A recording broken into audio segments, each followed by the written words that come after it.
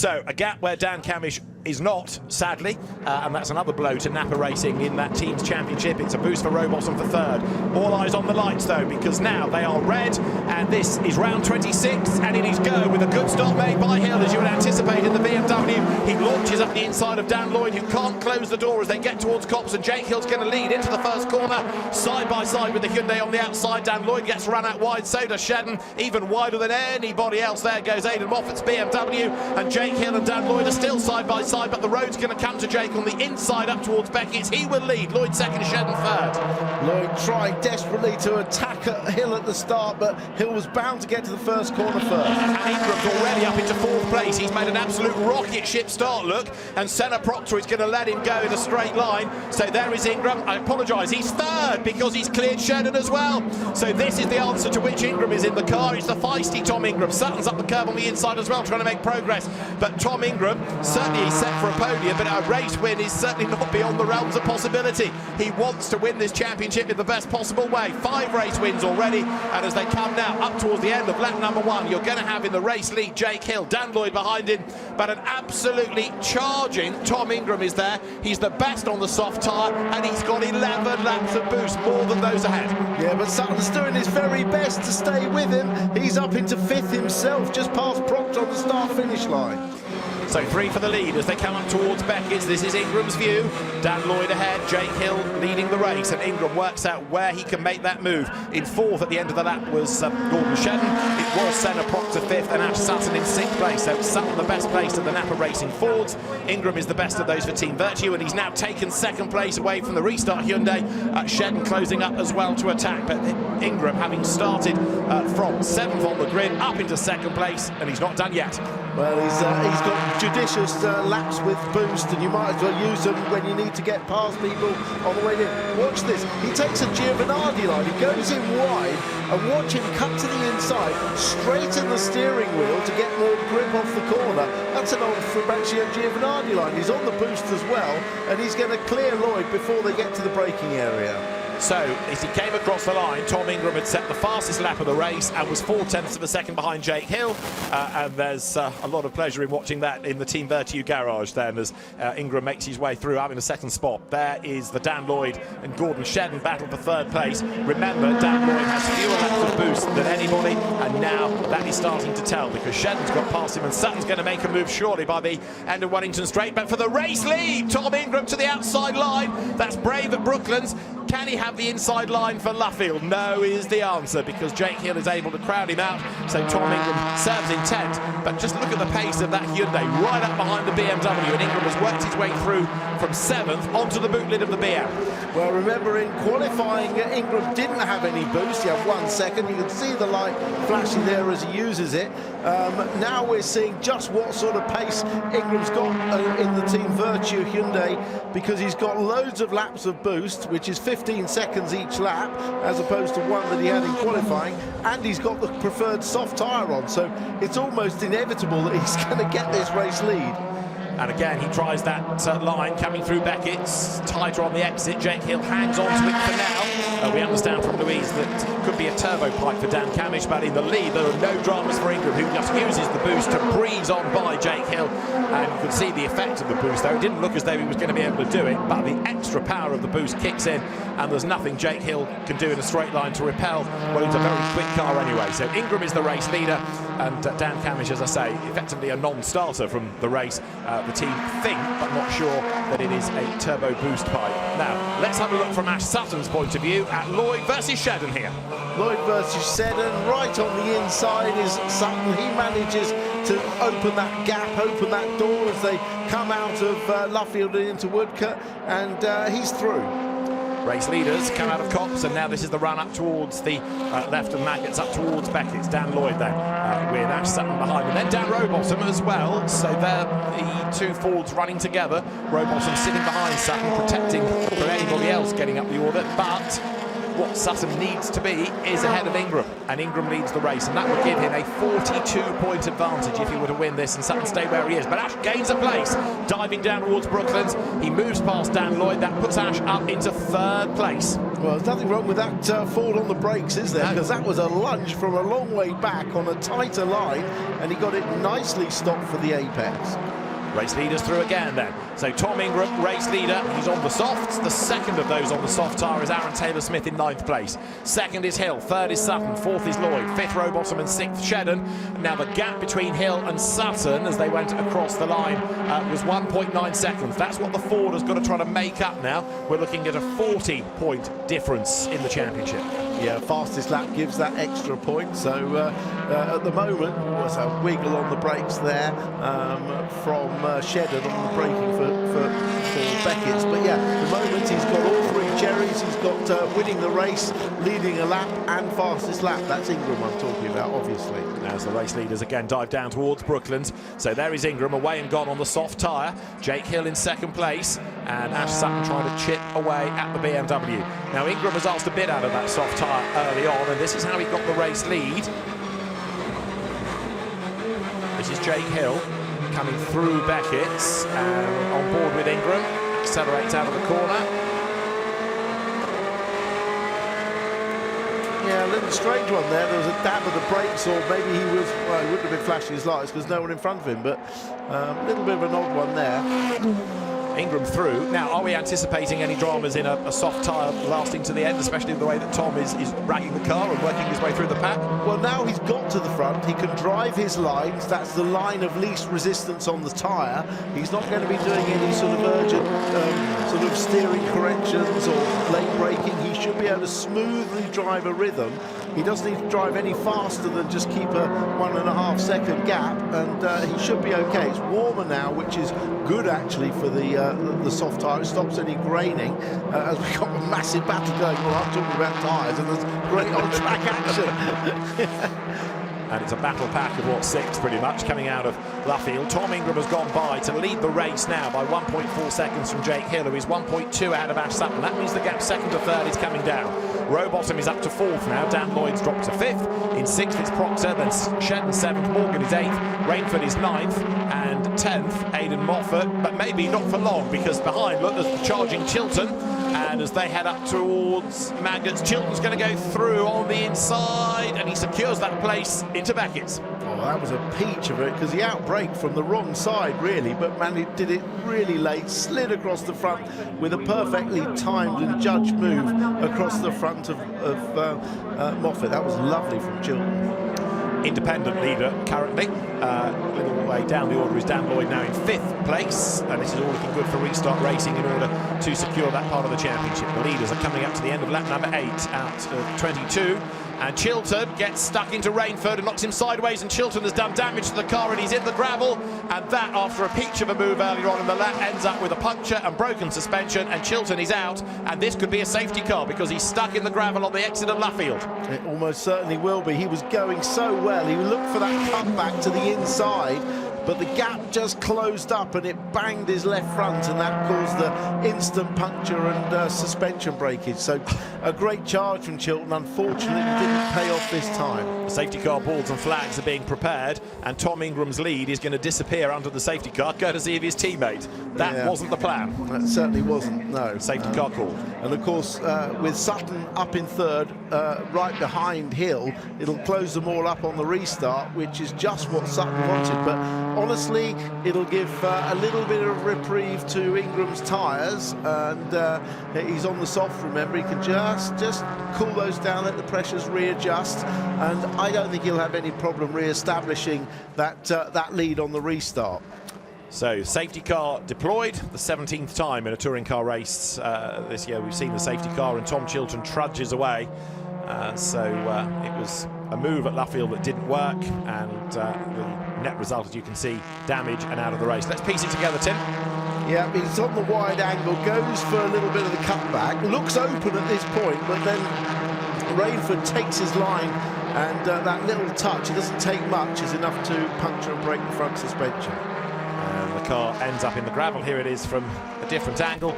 That's part 2 of the incident. The first contact already made, it was never going to steer, and off it goes across the gravel into the wall. And here it is from another angle. There is the first bit of contact, that's what does the damage. There's the second bump, but by that stage Chilton was heading in one direction only. Yeah, the first bump was what did the damage, wasn't it? But he then couldn't steer the car, so off it went. So he'll have to get, the Accelerate will get that car rebuilt, and I'm sure we'll see a charge from Tom in race 3. So safety car deployed, we can add on a maximum of 3 laps under safety car conditions like this. Tom Ingram, race leader, making a run behind the safety car. Now having a think about the car, the tyres, how much boost he has. He has started the race with 11 laps worth, he's got 8. Jake Hill behind has got 3.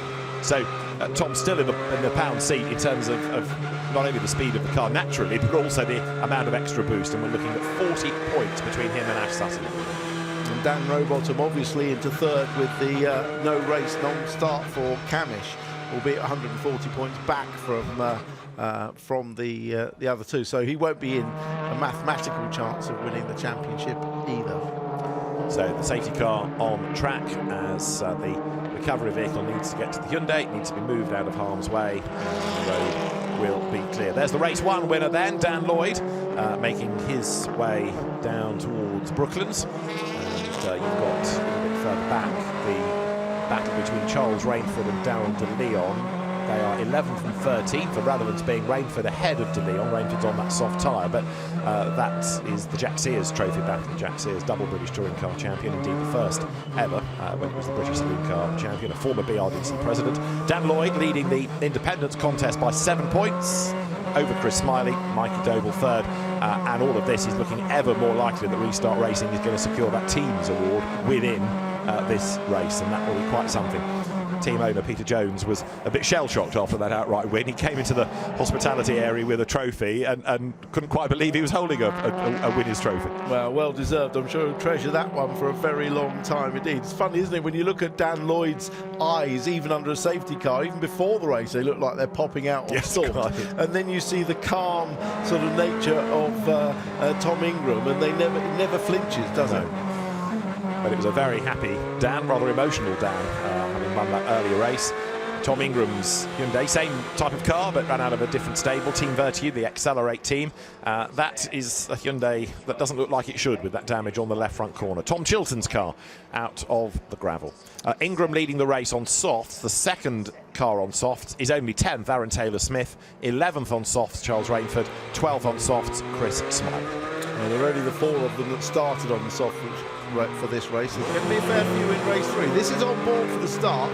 Now his eyes are a bit more wide open, aren't they, when they look for the lights to go out. There's no green light, the red lights just go out. Looking in all the mirrors to see where everybody is. Give yourself some space in turn 1. He gets a tremendous run through Cops as the other 3 cars in front of him. That's Proctor, another stablemate in front, and he's right down the inside, trusting on Proctor not to turn in. That works out beautifully for him, and he gets a really good run off the corner as well. Look at him looking to his left at the Toyota Corolla and behind, pulling the gears almost instinctively, and now he can move across and brake and get into that 3rd place. Fabulous first lap. It got better and better and better, didn't it, as Ingram hit the lead. And we are now on to lap number 13 of the race. It is going to be extended, of course, because of this safety car interruption. Lights are out. So we're going to go racing this time then, as the cars will come back down towards Brooklands, and Tom Ingram's going to control the start. Is this going to give Ash Sutton a chance potentially to have a go at Jake Hill for 2nd place? He needs a lifeline, and he's been thrown one here. Yeah, and Ash Sutton as well. I think Jake will probably be more interested in defending from Ash than attacking Ingram, which is going to help Ingram. Of course, under the new restart rules, all the cars have to follow each other nose to tail until they get to the go board, which is coming up right now. And watch for it. It's at the start of the pit lane. There. So now Tom Ingram accelerates away. We are back racing under a green flag at Silverstone, and And straight away, Dan Lloyd to the inside to try to defend his place on the way down towards Copse Corner. Hill has a cheeky look on the inside to get past Ingram, but Sutton's going to be on the attack, surely. Heading up towards Beckett. Hill goes wide. Sutton not close enough to get up alongside, heading towards Maggots. And I fear he won't be close enough to lunge up the inside going into Beckett's, and indeed he is not. So Ingram gets away, and Hill hangs on to second place. 25 laps now the distance because of the safety car. No repeat of the Donington incident. All out wide on the grass is Proctor. That will lose him speed, and someone's bonnet's up as well. Is that Morgan? I think you're right. Adam Morgan's Team Virtue Hyundai. Visibility is limited as he comes down towards Brooklyn. So Adam Morgan is heading for the pit lane. He's got into the back of somebody to cause the damage. So poor old Adam Morgan, 4 second places this year, having another tough day. And he's going to have to head for the pit lane. You'll see through the bottom underneath the bonnet that's flipped up, but there's no way he can carry on like that. So into the pits he will come. Ingram leads. Hill second at the end of the lap, 7/10. Hill to Sutton, half a second. Yes, I was about to say no repeat of Dan Rowbottom's faux pas at Donington when he ran into the back of teammates, but this time he managed to protect the back of him very nicely from Lloyd. So Ingram, the race leader, coming out of Beckett's then. Hill second, Sutton is third, Rowbottom fourth, and dropping back a little bit, therefore protecting Sutton by keeping everybody else stacked up behind him. That Proctor going wide as Rainford and Moffat and Chris Smiley dive up the inside. Chris Smiley's making progress, isn't he? Chipping his way up the order. Had a car that he said was a bit oversteery in the first race of the day, but now going strongly as the field drops down again towards the left of Brooklands. Still, that leading independent is Dan Lloyd, and the two Toyotas there getting themselves absolutely together coming up towards Luffield. Proctor being hung out to dry on the outside there by Aaron Taylor-Smith as the two BMWs go through. And across the line, it is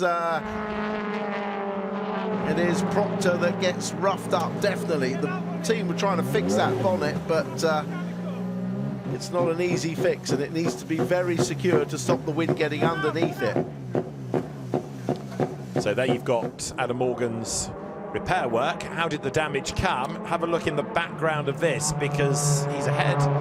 He's behind centre Proctor. He gets up the inside, and then as they accelerate out of the corner, maybe there'd already been contact, and as the air gets underneath, bang, up goes the bonnet. But maybe that was a tap in the back of Proctor that triggered it. Now, Tom Ingram is going to be given a black and white driving standards flag for track limits, but more importantly, the second place has changed. Sutton's got ahead of Hill now.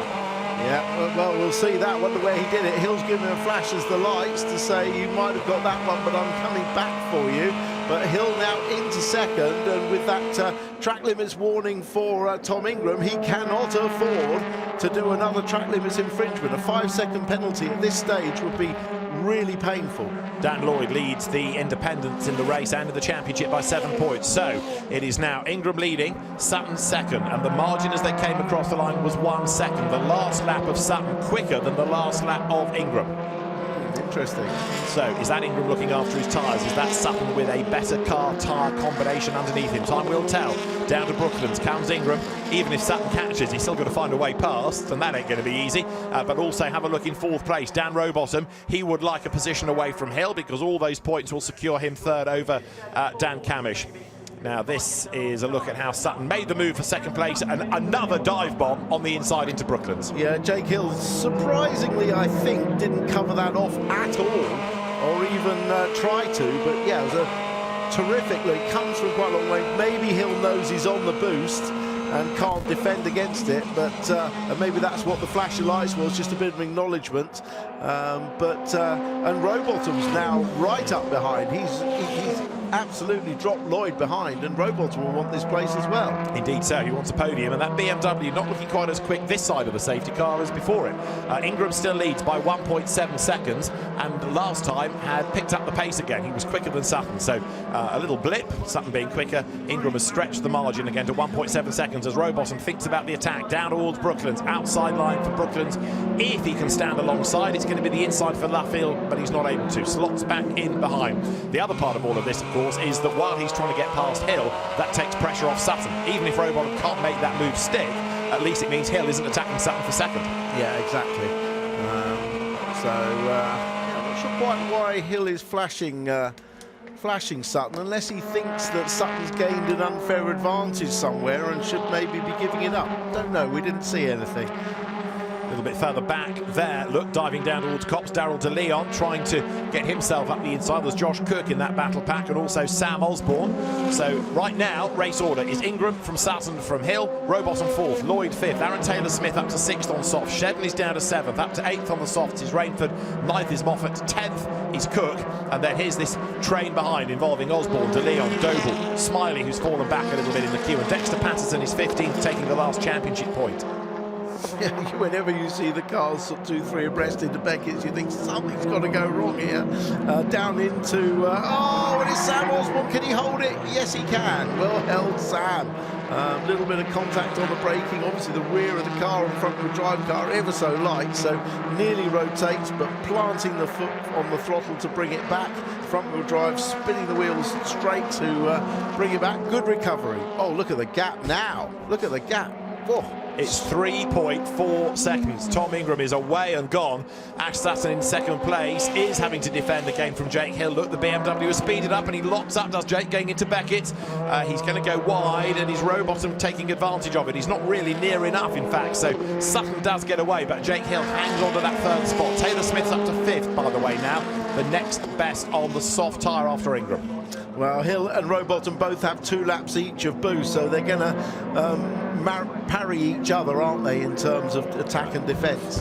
Whereas Tom Ingram has got 6 laps of boost available. He leads by 3.4 seconds, and that's after a safety car. Yeah, we're going to see this lock-up, I think, from Hill. The rear-wheel drive cars, they just don't transfer as much weight onto the front wheels, so they don't create as much friction to brake. So Ingram goes through 3.9 seconds. Remember, he's rebuilt that in about 5 laps after the safety car. He's got now 5 laps of boost available to him should he need it to pull away. He's got Sutton behind him second and Hill in third. Race leader then is currently on lap number 21, and we're in a 25 lap race after that safety car period. Gordon Shedden is under attack here. Charles Rainford behind him, and Shedden's trying to find a way past race 1 winner Dan Lloyd. It just shows, doesn't it? I mean, these Ingram and Sutton started 7th and 8th, but once again, with a fair bit of boost, they're able to just drive past the 1st and 2nd on the grid. They are the 2 quickest car driver combinations on the grid.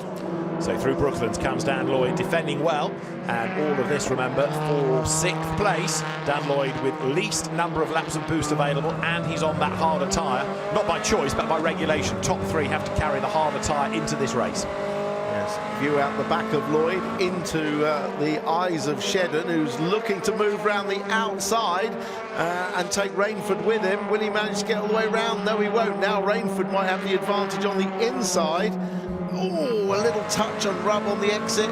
Rainford's going to get through. He'll have priority of line and choice into Beckett's and therefore braking. Into Beckett's they come, so you've had that switch with Charles Rainford getting ahead of Gordon Shedden. Gordon tries to fight back. Charles Rainford, a race winner and indeed a pole position winner this year within the British Touring Car Championship, his rookie season, and he certainly looks like he belongs, doesn't he? As there now Sutton is getting away once more, but Rowbottom is coming under attack from Taylor-Smith on the soft tyre. He's not come storming through the pack in the way that Ingram has, but ATS having one of his better showings now. The Irish driver Aaron Taylor-Smith closing on Rowbottom as there. Look, Lloyd versus Rainford for 6th place, come out of Luffield, Hyundai just ahead. Yeah, that 4th place of Rowbottom, he had a big gap, if you remember, back to Lloyd, but that's evaporated with the safety car, and of course, as you say, Aaron Taylor-Smith on the preferred soft tyre. So through goes Rainford. He moves himself ahead of Lloyd, as you would anticipate. Soft tyre versus the harder medium. And Chris Smiley is being given a 10-second penalty for track limit abuses. Chris is 14th with the penalty, so tough day. Right, out of Beckett, there goes a trouble. Dan Rowbottom, bit of smoke out of the back of the car, and he's wilting. Taylor-Smith has gone past him, and Rowbottom with the indicator on. It's not to let his teammate pass this time, it's because he's got a problem. So that's one Napa Ford that didn't start, and another Napa Ford that is looking like he's going to retire. Rowbottom's in strife. Yeah, which means the battle for third place is going to be open again if he scores no points between him and Camish. They'll both be starting at the back of the grid. What a race that'll be. Absolutely right, and we'll be concerned at Napa as well. That's two mechanical dramas that have hit the cars in this race. Ingram goes through now, 3.4 seconds up the road on Sutton, 2 laps to go. Hill is third, so now up to fourth is Taylor Smith, up to fifth is Rainford, Lloyd sixth. Then you've got Shedden, Moffat, Cook, De Leon in the top 10, and Rowbottom in the pits. Yeah, no points for Robo as the third of the Napa cars there. Sam Osborne, he's been fighting really hard. He had actually, he always goes well at Silverstone actually, Sam Osborne. Had 3 top 10s last year, which is good for that car. So Ingram comes now down to Brooklands. And there you've got Ash Sutton hanging on to that second place. Dan Camish, incidentally, has been out and back in again. So he's done a few installation laps, if you like, in anticipation of race 3. But Camish has just come back into the pit lane. You're looking back from Sutton, his Ford ahead of Jake Hill. There is Ingram, who is about to come through then now to start the last lap of the race, because 24 are in the book. And this has been yet another masterclass by Tom Ingram, has it not? It certainly has indeed. A superb first lap up to third place before corner 3, and then he's just marched imperiously to the front, as you would expect with that car with 11 laps of boost and soft tyres on it. The reverse grid is going to be very interesting. Could put him as far back as 12th on the grid. Remember, everything from 6th to 12th places will be reversed. So he could have some work to do in race 3 with, again, less boost as a result of finishing first in this race, and of course he'll be on the medium tyre. And it's a Silverstone hero, John Watson, the 1981 British Grand Prix winner here, who is due to make the reverse grid draw as Tom Ingram makes his way out of Luffield, heading up towards the timing line. He's on the lights, he's going to be on the top step of the podium, more importantly, and he's going to increase the championship lead. It is going to be win number 6 of the season for Tom Ingram, who dominates race 2 at Silverstone. Ash Sutton comes across the line in second place. Third goes to Jake Hill, just ahead of Aaron Taylor-Smith, a 10th apart, those two. Charles Rainford 5th, Dan Lloyd is 6th, then it's Gordon Shedden, Aidan Moffat, Josh Cook and Daryl De Leon to round out the top 10. Can you pass the box of superlatives, because I've run out for Tom Ingram. That's just yet another awesome drive. Yeah, well, I said I don't know which Tom Ingram we're going to get. If we were early in the year, I'd put my money on him winning, and that's exactly what we got anyway. The guy's just fantastic. It's a pleasure to watch him race.